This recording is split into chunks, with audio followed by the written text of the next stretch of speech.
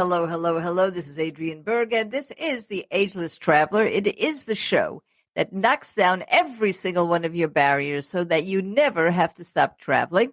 Yes, we do tell you where to eat in Paris. We have terrific material on Malta. Africa we've been covering, but we also know that at a certain age, the mature traveler has certain issues that stop them from traveling. And I've heard from you that one of them is your caregiver responsibilities. And so we've come out with a free ebook for everybody, caregivertravelguide.com. It is free to all, and you'll see that in the show notes. Many of you have read it, and then you said to me, yes, Adriane, it's great for me to know my legal rights. It's great for me to know all the practical hints and tips. But what happens if my loved one has a meltdown in the middle of the airport? I can't figure out how to manage it all. So we have somebody here who has managed it all. She is the eminent podcaster and creator of Fading Memories. She's someone who is a community leader, particularly in the field of Alzheimer's, dementia, and fading memories. She also trains corporations on how to handle caregiver employees, because as you know, if you're one of them, it's not so easy to work at the same time as you carry your responsibilities. But can you travel? I say yes. And we're here with Jennifer Fink, who's going to answer some of the knottier issues that have come up. So, Jennifer, thank you so much for being here with us today. Thank you for having me. Well, I'm going to dive right in. I'll give just a few seconds of your background because you not only walk the walk and talk the talk, you've lived through it. Tell us a little bit about that. My mom had Alzheimer's for at least 20 years. Her mom had vascular dementia. She died before I was born.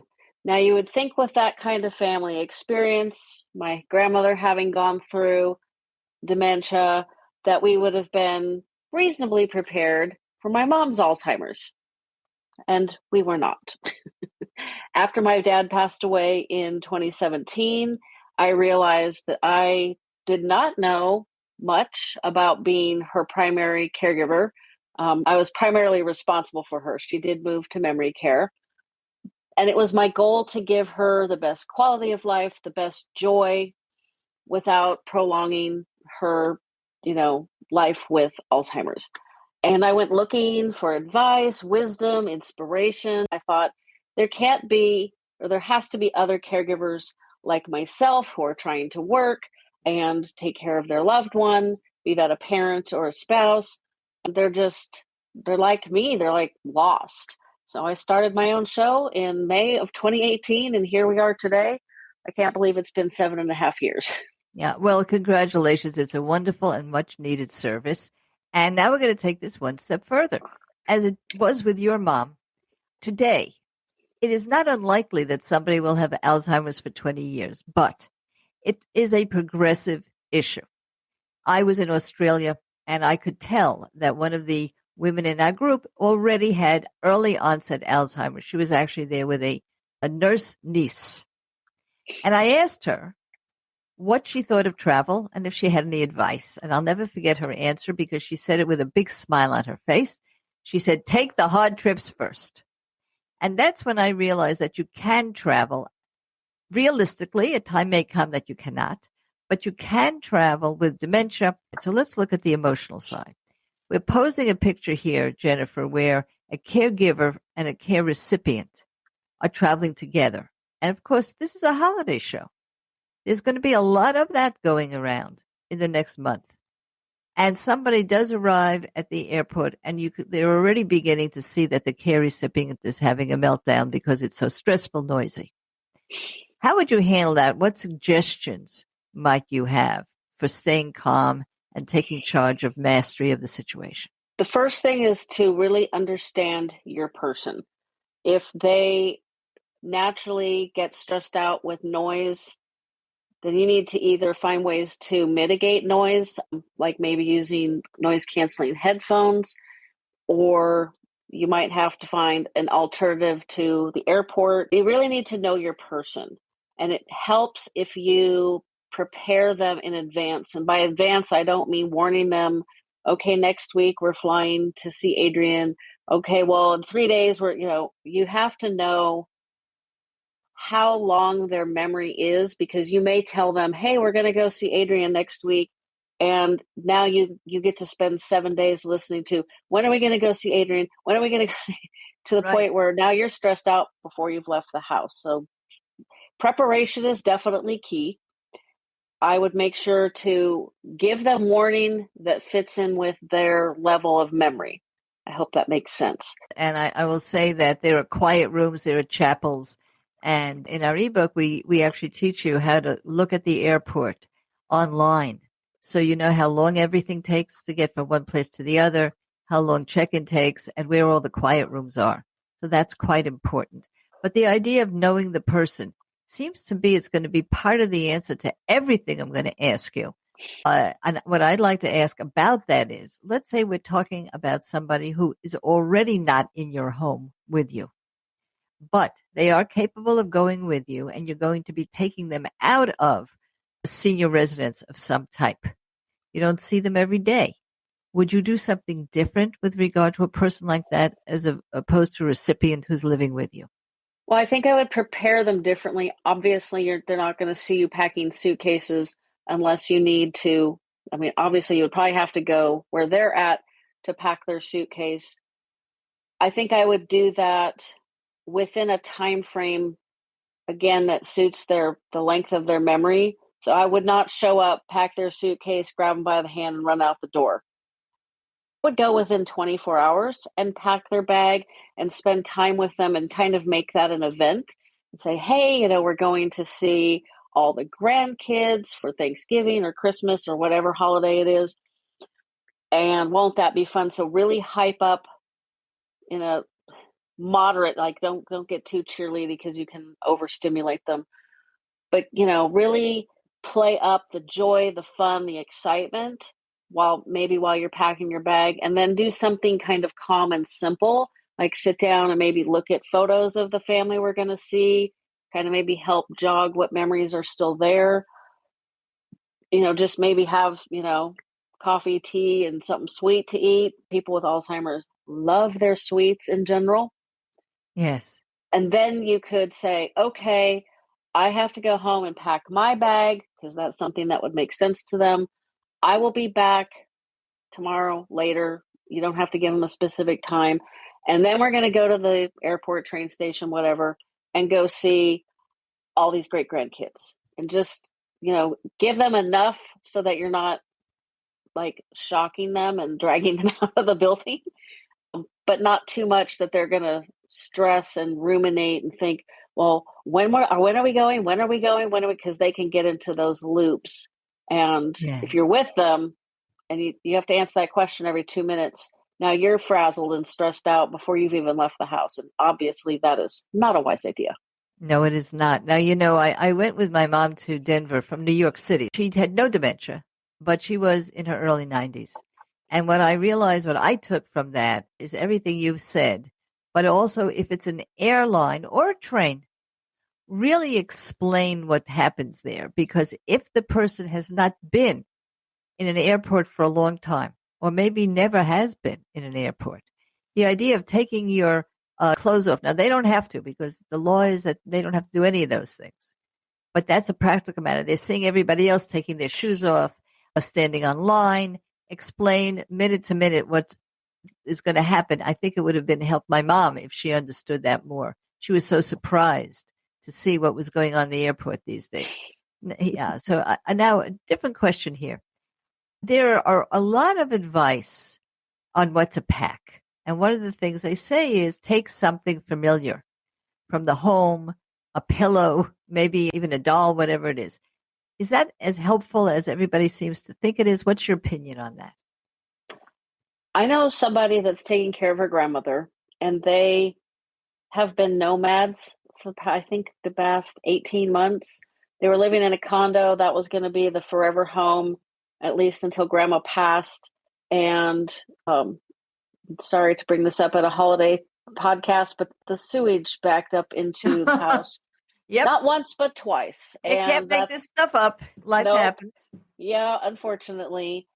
They literally spent this past summer traveling all over the place. What she does with her grandmother when they get to the day's destination, She goes in and puts, her grandmother is very big on the baby doll therapy.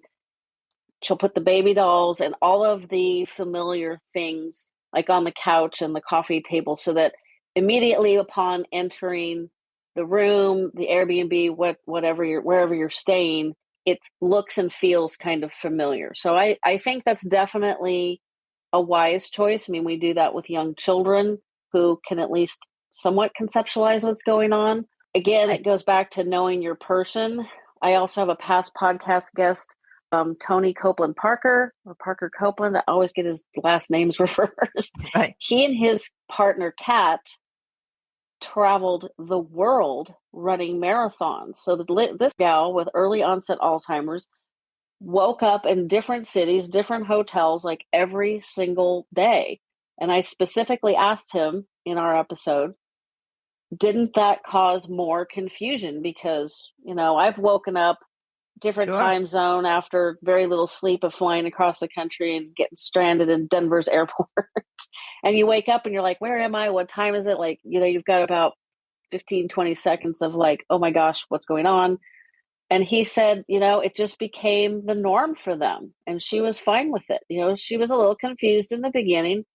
He would explain where they are, what they were going to do, and then suggest breakfast or something that we all pretty much enjoy.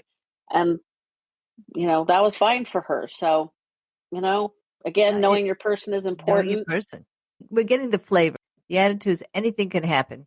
Make sure it doesn't. And the way to do that is to be prepared and to know the person. Mm-hmm. When we come back, we're going to talk about once you get on the plane or once you get on the train, and if there are any games that you would suggest. But before that, tell everybody how to find Fading Memories. Well, Fading Memories is on all of your favorite podcast apps. We also have a YouTube channel. You can go on Instagram and find us under Alzheimer's Podcast. That is also the handle for Facebook. And I'm also on LinkedIn under my name.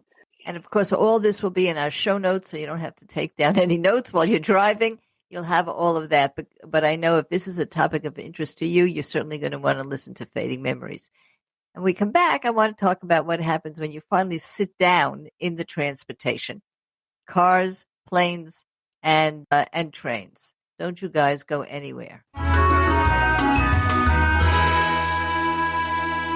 If you take long trips or travel through different climate zones the way I do, you don't want to schlep a lot of luggage. Well, luggage-free ships to many of the hotels in the world and mostly all the cruise ships. I've been recommending luggage-free for years to my friends and family, and I always hear the best rave reviews. So you visit agelesstraveler.com products and services to access luggage-free, get all the information, and stop schlepping. And now we're back. We're back with Jennifer Fink. As you know, she is the creator and the host of Fading Memories. You cannot do it better than listen to her show and the folks that she has on, because every one of them not only has something to contribute, but they have gone through a lot of what you are going through now. Also, for those of you who do not have this issue in their life, and I will tell you that I did not have this issue in my life with my mother, but I was an elder law attorney, and every single one of my clients had this issue in their life. They either had some form of dementia, realized that dementia was coming into their life, or they were caregivers. And so for me, this is very important. Not only your legal rights, your practicality of how to practically do things, but also the emotionality that it takes.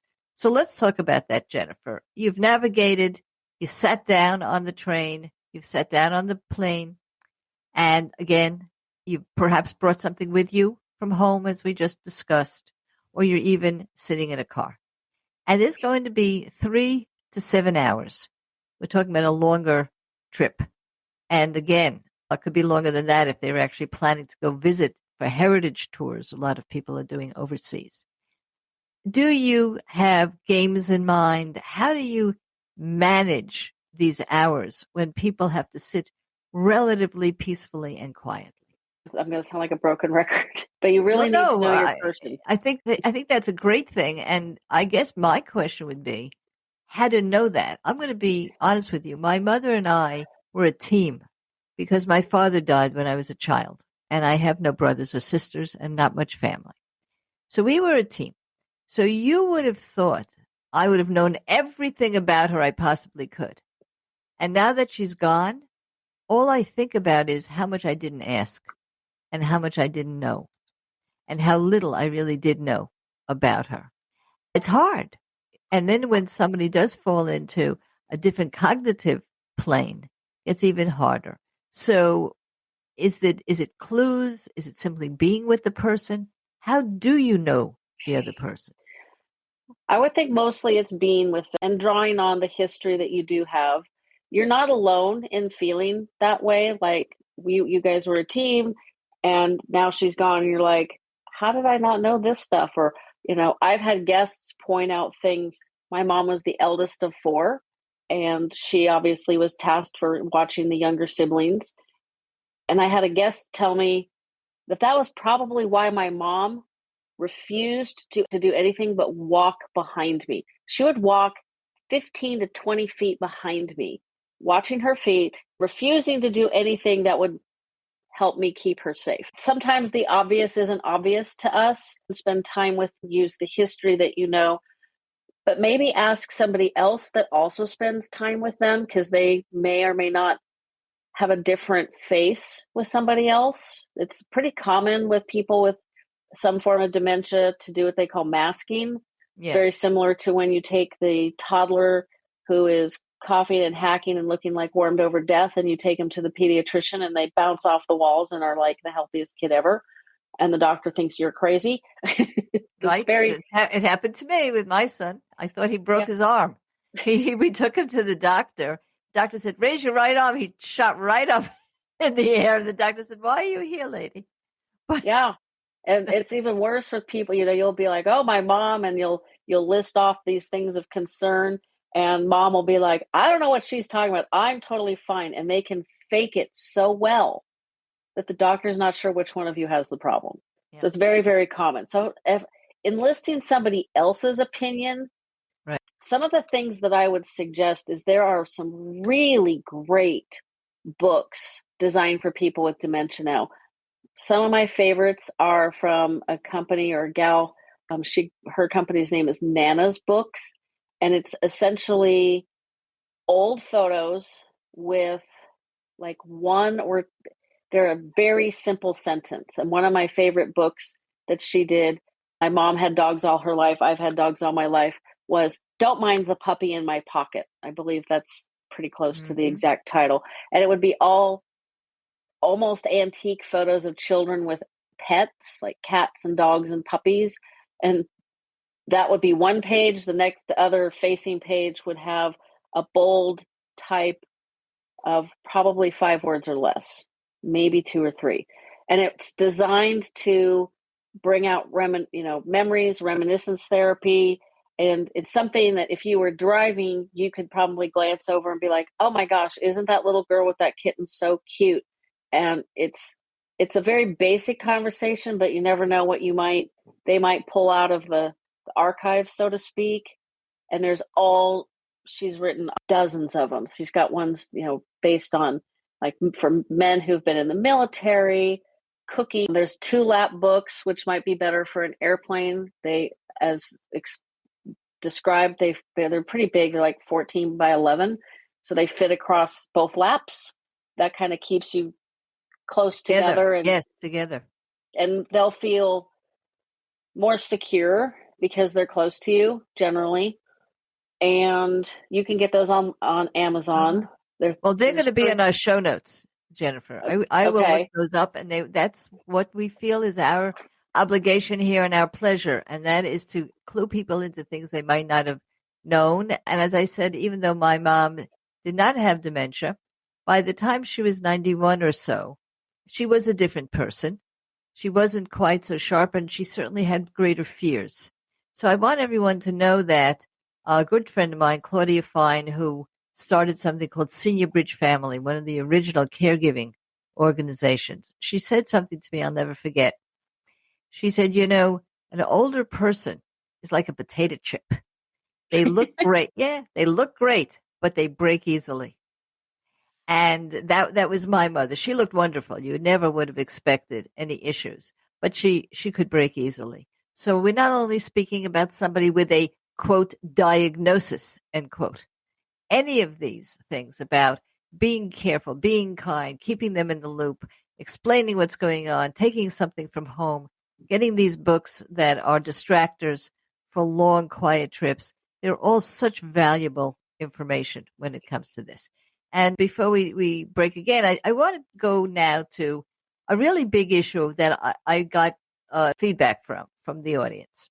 It was medication. Now, let me explain this, Jennifer.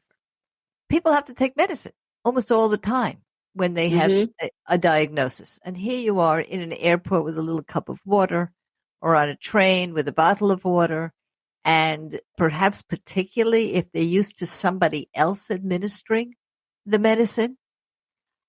Wow. And they've had difficulty with that. Anything to help us with this? I would ask the pharmacist if there's liquid versions that you can give people, because you might be able to get that in them easier, or if the medications are appropriate for crushing, adding to food. That's a wonderful idea, the crushing and adding to food. I do want to tell everybody that by law, and this is Americans with Disabilities Act, but there's more than that. There's the TSA, there's the Department of Transportation. You don't have to take your medicines, if they are liquid, and put them in the suitcase. We tell you all about how to do that in the ebook. MedTechs, where my mom lived, frequently gave residents their medications in like some yogurt or applesauce. It helped prevent choking. And I guess it kind of, when they swallow the soft, like applesauce is soft and sweet. Ugh, it's hard to say. And it just kind of slides down. That's obviously, if the med techs use it, that's something I would try as well. You could also talk to the pharmacist and get very detailed information on, what's the ramifications if, they just refuse and, there's going to be a tantrum and a meltdown, and, that's obviously not going to help anybody. So, make the pharmacist your best friend, because they are going to be able to guide you and give you information on the medication. Definitely make the pharmacist your friend. Yes, and also contraindications. One of the things that it's rare. The travel industry does not generally advertise for dementia travel. That's changing, I'm happy to say. And it's really changing in cruises. And this is a medicine issue, because some people, like me, do get seasick. Now, I've gotten over it without taking pills. But if you get seasick on a cruise and you go to the doctor, they're very likely to give you a pill. Could be Dramamine, it could be many other things, or a patch. And those things can be contraindicated to your medicine you're already taking.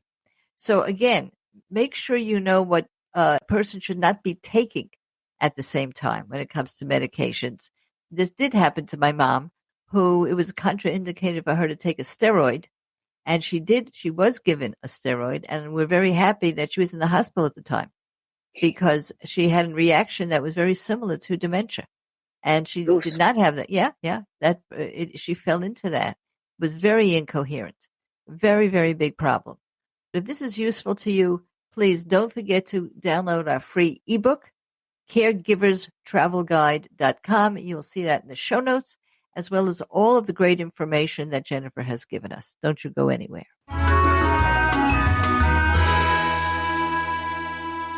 Here at Ageless Traveler, we're very interested in breaking down barriers to traveling.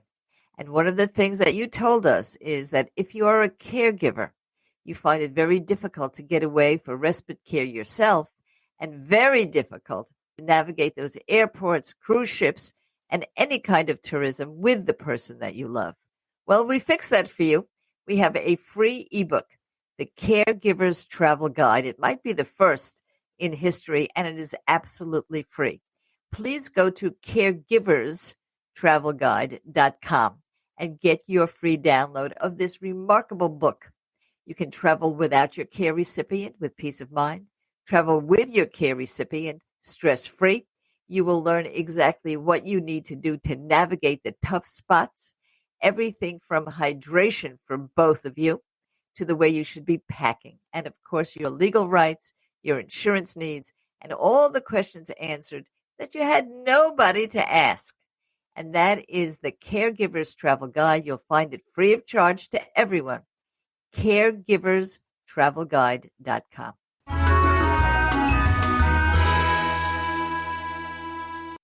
And now we're back. It's hard to imagine all the things that could come up and all the surprises that can happen in any trip whatsoever. What are some of the things that we should be prepared for that might happen on an emotional basis or on a practical basis? If you're taking a flight, I would be prepared for the noise to be unsettling for them. The further into Alzheimer's or other dementia-causing diseases your loved one gets, they become unable to block out background noise. My mom was really good. We'd take her to a restaurant and she would complain every 2 minutes about how loud it was. And I thought she was just didn't remember that she'd made that statement. And it turns out that she couldn't tune it out. And, restaurants are really loud and airplanes are really loud. So I would bring, some noise canceling headphones or AirPods or something and play them their favorite music. Or in the case of my mom loved talk radio and talk TV. So I probably would have downloaded some, humorous storytelling podcast for her to listen to, maybe even true crime, who knows, as long as it's not too scary. Just be prepared. Let them know it's going to be noisy. It's okay. It's normal. We know it's normal, but they're not in that space anymore. So, be sure to, warn them, do things to mitigate the noise, and, be prepared for, to pull out all the tricks in your tool bag for calming and relaxation, because we don't want them to be upset and agitated. So there's a couple of things too on a practical level. You should all know that in almost every airport now and train station, but the airport's more likely, you can wear a lanyard. It's like a sunflower. It's called the Sunflower Initiative. You can wear a lanyard, a bracelet, or pin, depending, and it's free. And it's called the Sunflower Foundation. And it tells everybody who's a staff member at the airport, everyone, that this person has some form of dementia so that they understand and they handle situations much, much better. And they're trained, by the way. For example, Phoenix Airport, Sky Harbor, actually gives webinars and courses to their staff on handling dementia issues. So it's important for you to know that you are not alone, Jennifer. You do a lot on your show for the caregiver who can be more rattled. We're very concerned that the care recipient is going to flip out. But if we're at the end of our rope, we as caregivers could flip out. What would you recommend for just keeping calm under these circumstances? Oh, give yourself probably a lot more time than you think you're going to need. I'm really bad at that. I'm getting better, but I'm really good at it takes an hour to get there. So I leave an hour and 5 minutes ahead of time. So definitely don't be like me. Give yourself plenty of time. So plan as far in advance as you can. Make sure you get, plenty of food, plenty of hydration, get a good night's sleep the night before so that you are as best physical space as you possibly can. Bring your own noise canceling headphones, your own calming, meditation apps, or, if you're like me, you go to sleep to true crime stories. Very nice. Yeah. There are times when I'm like, should I really be putting this in my brain before I go to sleep? I don't know. Soothe yourself. Yeah. Well, I will tell you that many people, and this is why I promote travel, even though a lot of people think it's not possible. Many people tell me they had an easier time traveling than they have at home taking somebody out to lunch. Why? Because by law, you have every right to an electric cart to take you around an airport. You have every right to get through security without very much of an issue or even standing on the line if you know your rights and you know how to do it. Another thing that is so important here is people do know that it's an issue. This is true in the trains. There are quiet rooms on trains where people not even allowed to use a cell phone. But in airports, you have a lot of quiet spaces. It's all on the layout of the airport. All of it is on the app of every single airport. Will tell you exactly how long it takes and even when to leave. They will even tell you by app and text if your plane is delayed, if it's canceled, and what you could do. And all of this is something you could know even before you leave the home.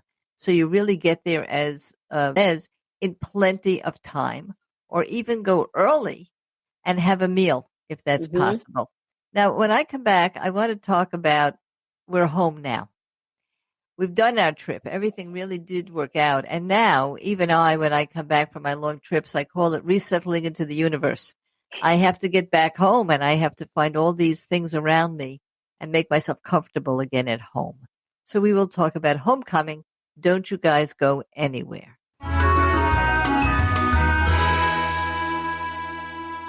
I want to introduce you to one of the nicest travel accessories I have ever come across.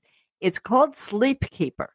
And what does it do? It's a beautiful multicolors. You have lots of choices of colors. Pillowcase. Yes, a pillowcase, not a pillow. You can bring your own pillow as you travel, whether you want to use it for the plane, whether it's for comfort for somebody that you love and you want to bring their pillow with them, a child, somebody that has some issues or challenges when it comes to travel, or you just like a great night's sleep and none of the hotels ever give you the pillow that you want. What does it do? Well, it wraps around the pillow to make it only 1/3 of its bulk. It allows you to take it with you if you're going through customs. It allows you to take it through security. You could drop it in a suitcase, including just a small overnight bag, and you've got your pillow with you. It's called Sleep Keeper. It's under $40, and it is a great gift for the holiday seasons, for Mother's Day, Father's Day, whatever you like. How do you get it? Well, it's very simple, and you get a discount. You simply go to our website, agelesstraveler.com, products and services. agelesstraveler.com, products and services. You'll see it on our show notes, and you simply buy from there. You'll find all the information that you would on any other outlet for sleep keepers, but with this, you'll also find the discount.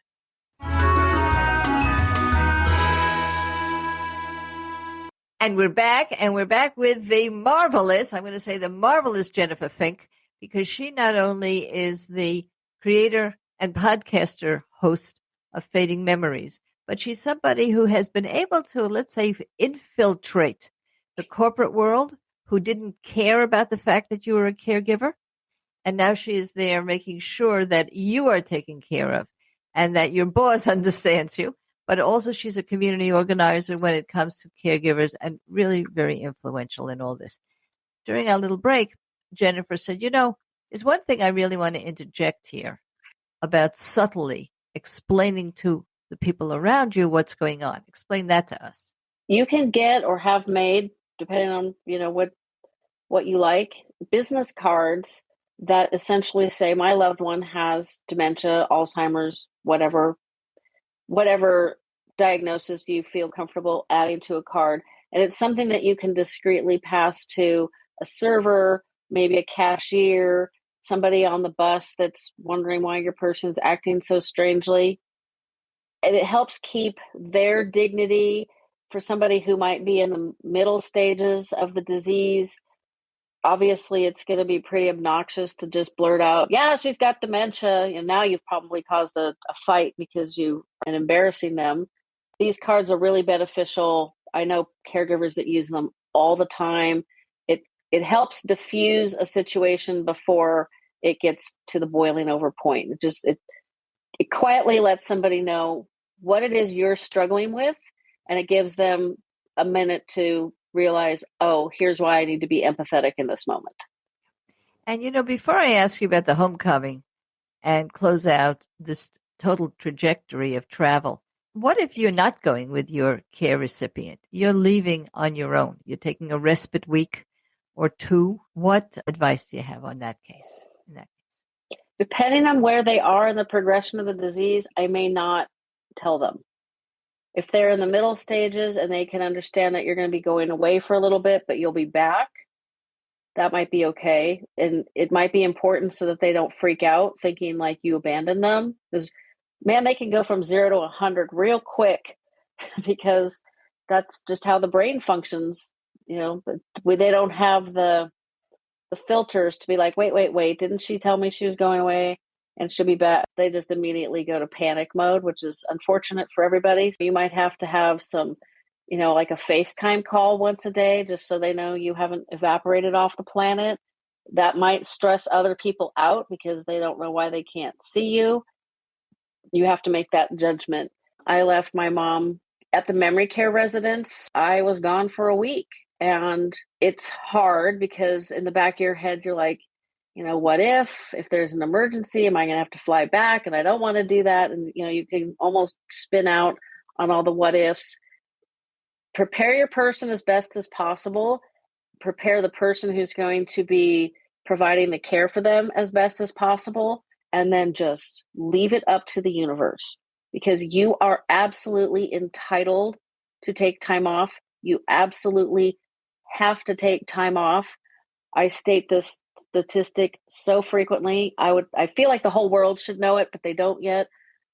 When I first started my podcast, 30% of caregivers either died or were hospitalized before their loved one passed. Now, with the increase of millennials who are at the oldest in their early-ish 40s, I kind of assumed that statistic would get better. That statistic is now 50% of caregivers die or are hospitalized before their loved one passes. And if you're 65 or older, that number gets worse. So we have to make sure that we're taking care of ourselves, that we're filling our cup back up, we're living our life as much as we possibly can, because we are still entitled to that as well. And it's not easy because you feel guilty because you've left them, but then you feel mad at yourself for feeling guilty, and there's all those emotions. Like I said, prepare them as best as possible, prepare the person that's going to be taking your place for however long as best as possible, and then just go. So I have to tell everybody, I'm going to tell you one thing that will surprise you and one thing that may devastate you. I have gotten a lot of pushback from my book. I write a lot of books, and I've never had anybody push back as much as saying that I was doing a terrible thing by encouraging people to travel when they're caregivers. And this has come from people in the trade, not from individuals. They're also thrilled that they're getting the freedom to travel by themselves with peace of mind and also with their loved ones. But there are people in the trade that really believe you should not be doing this. No matter how many years, you have to take your own dreams and put them aside. So I have to tell you, Jennifer, I'm so thrilled that you made that advocacy statement. And I feel I have to say this. My mother died while I was on a vacation. Now, my mother was an extremely tough bird. She did not have dementia. She did not have any of those things. But she did live alone. She would not go to a senior community. And I always felt her to be extremely strong. And I think that behind my mind was I wanted her to be strong. Because when Dad died, it was immediate. It was a stroke. So he just died on the spot. And he was in his 40s. Ooh. And I needed a strong mother. And I got one. And I never wanted to see her weakness. Ever. And I didn't see it then. And I left. I left only for 8 days. And of course, as usual, she said, "Don't worry about it, Adriane's going to be great." She died while I was away.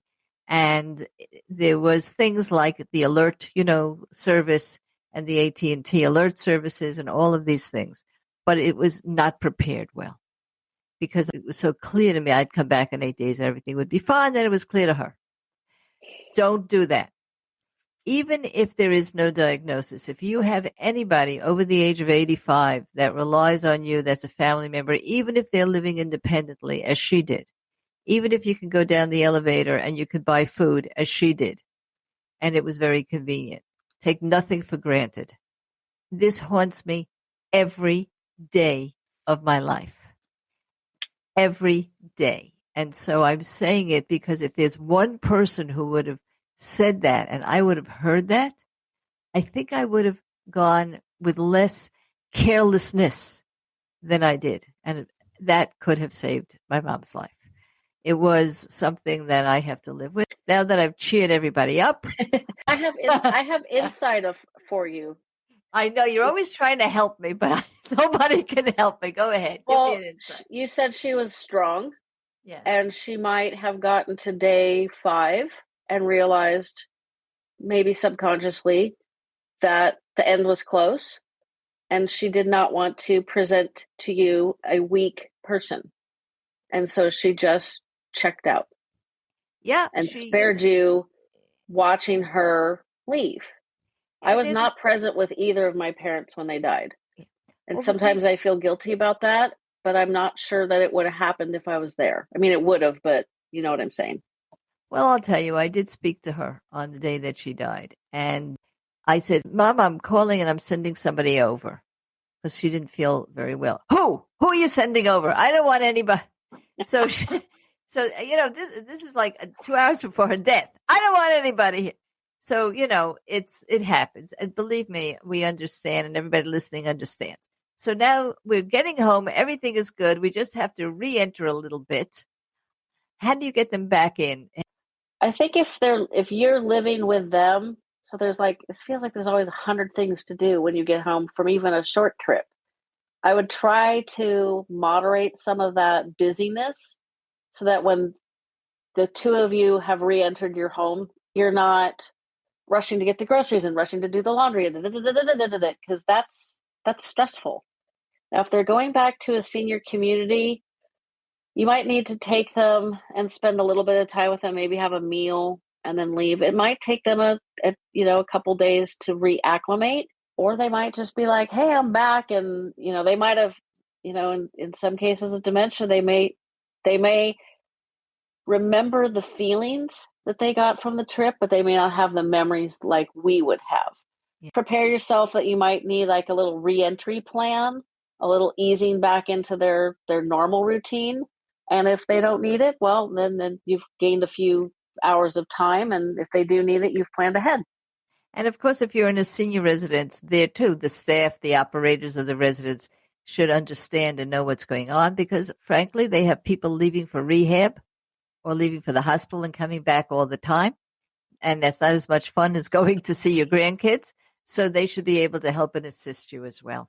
And I thank you so much, Jennifer. This has been terrific. We'll have all the information about how to reach Jennifer and Fading Memories. I know it's going to become a staple. If you are a caregiver or somebody who knows a caregiver, let them know about the show. Get our free ebook. And for everybody else, never stop traveling.